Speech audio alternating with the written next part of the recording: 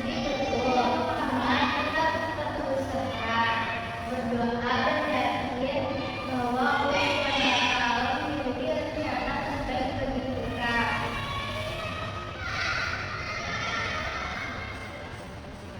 Selanjutnya ada hukum tujuan. Yang pertama itu yang wajib, sujud kepada Allah SWT dan para rasulnya. Yang kedua itu sunnah, yaitu sujud kepada sesama muslim. Yang ketiga jazari termuga, yaitu sujud kepada sesama manusia pada umumnya. Allah SWT berfirman dalam Quran surat Al-Hujurat ayat 12 yang artinya, jauhilah kebanyakan prasangka karena sebagian prasangka itu dosa. Kalau ayat ini Allah SWT mengingatkan kita agar tidak berprasangka buruk kepada orang lain. Selanjutnya ada materi berikutnya, ada tawadu. Tawadu berarti rendah hati atau tidak boleh sombong.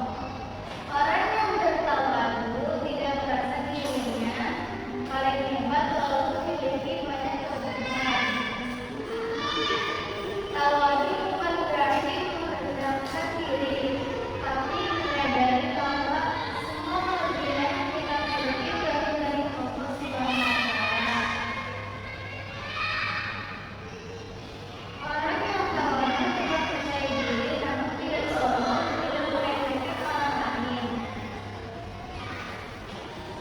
Semakin banyak ilmu dan prestasi yang dimiliki seseorang, seharusnya semakin rendah hati dan semakin menghargai orang lain. Misalnya ada siswa yang memperoleh nilai di kelas, apakah ia boleh mengejek temannya yang nilainya rendah dan boleh menegur gitu. Terus menurut kalian apakah orang yang pintar berprestasi dalam prestasinya? Boleh.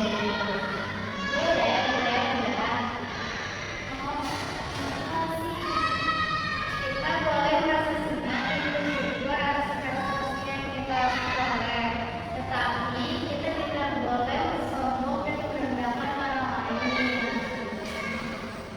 Justru kita yang memiliki kelebihan, kita harus menggunakannya untuk membantu teman-teman yang masih kesulitan. Ada yang tahu nggak contoh tawadu itu apa? Apa saja? Ya, betul. Terus kita harus mengetahui dulu berbicara dengan siapa, berbicara dengan teman, mau menerima dari orang lain, dan yang kelima itu adalah membantu orang tua berhutang. Materi ketiga selanjutnya ada tasawuf. Tasawuf berarti toleransi atau menghargai perbedaan. Sedangkan menurut istilah, tasawuf berarti sikap saling menghargai, saling memaafkan, dan menghormati orang lain. Tasawuf juga sangat penting karena setiap orang memiliki perbedaan pendapat, tingkat, kebiasaan, dan cara berpikir. Dalam setiap tasawuf, kita dapat bersyukur walaupun memiliki banyak perbedaan. Tasawuf juga mengajarkan kita untuk menghormati orang lain dan tidak memaksakan kehendak kepada mereka. Jadi apakah di kelas ini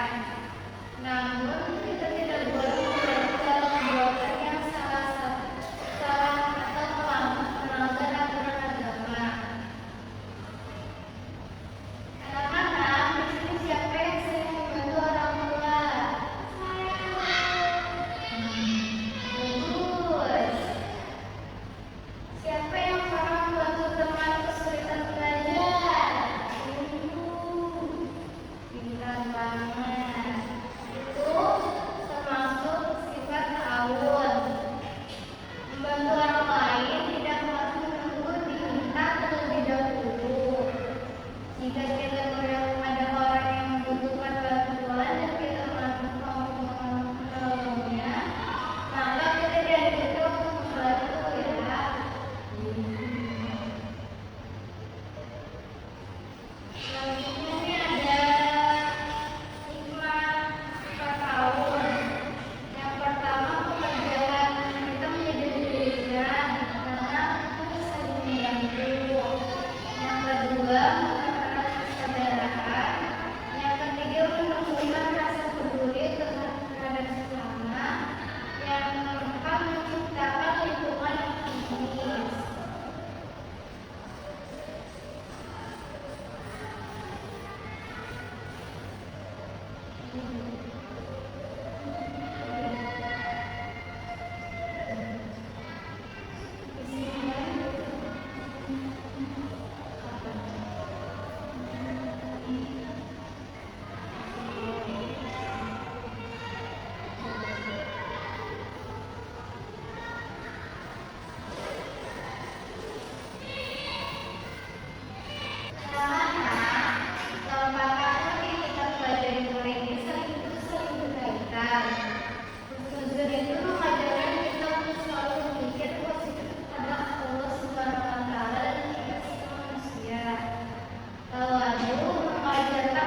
Mengajarkan kita untuk rendah hati serta tidak sombong terhadap orang lain.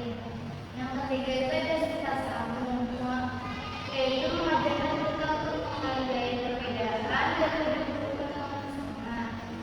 Yang keempat ada ta'awun, yang mengajarkan kita untuk saling membantu dalam kebaikan dan ketakwaan.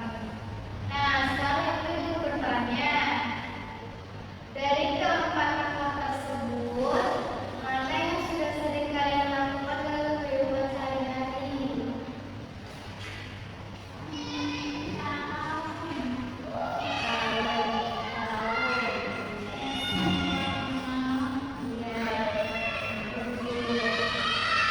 Lalu, hal mana yang masih belum kalian tinggalkan dari keempat tersebut?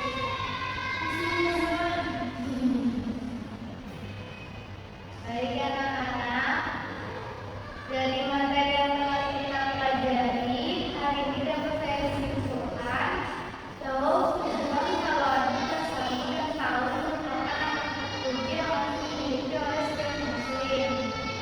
Hubungan itu membuat kita terbiasa berpikir positif dan tidak mudah berprasangka buruk kepada orang lain. Yang kedua adalah tawadu, menjadikan kita pribadi yang rendah hati, tidak sombong dan selalu menghargai orang lain. Yang ketiga adalah sabar, yang mengajarkan kita untuk menghormati perbedaan serta menjaga kerukunan dalam kehidupan bersama. Sedangkan ta'awun yang mengubah sikap peduli supaya saling membantu dan bekerja sama dalam kebaikan. Jika keempat sikap tersebut diterapkan dalam kehidupan sehari-hari, baik di rumah, di sekolah, maupun di lingkungan masyarakat, maka akan tercipta kehidupan yang damai, harmonis, saling menghargai, dan hidup persaudaraan. Oleh karena itu, mari kita berusaha membiasakan hal-hal tersebut agar menjadi pribadi yang lebih baik dan mendapatkan ridho Allah Subhanahu wa Ta'ala. Semoga setelah pembelajaran hari ini kita dapat berusaha menerapkan keempat hal tersebut dalam kehidupan sehari-hari. Cukup sekian dari saya. Sebelum kita